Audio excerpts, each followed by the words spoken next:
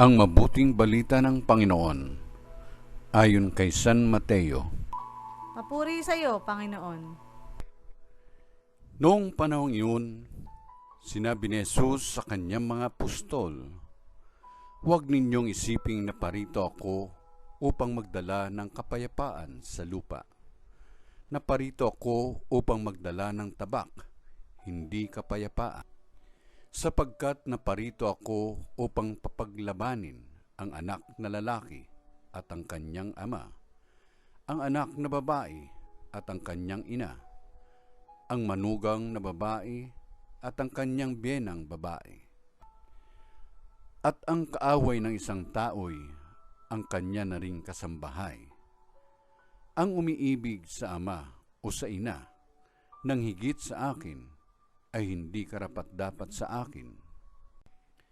At ang umiibig sa anak na lalaki o babae nang higit sa akin ay hindi karapat-dapat sa akin.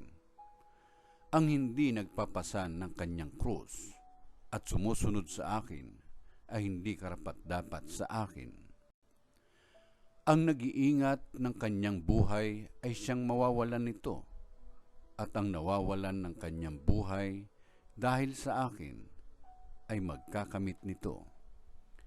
Ang tumatanggap sa inyo ay tumatanggap sa akin, at ang tumatanggap sa akin ay tumatanggap sa nagsugo sa akin. Ang tumatanggap sa isang propeta dahil sa siya'y propeta ay tatanggap ng gantimpala ukol sa propeta. At ang tumatanggap sa isang taong matuwid dahil sa siya'y matuwid, ay tatanggap ng gantimpalang nauukol sa taong matuwid. At sino mang magbigay ng kahit isang basong tubig na malamig sa isa sa maliliit na ito, dahil sa ito'y alagad ko, tinitiyak ko sa inyong tatanggap siya ng gantimpala." Matapos tagubilinan ang 12 alagad, umalis si Jesus upang magturo at mangaral sa mga bayang malapit doon. Ang mabuting balita ng Panginoon.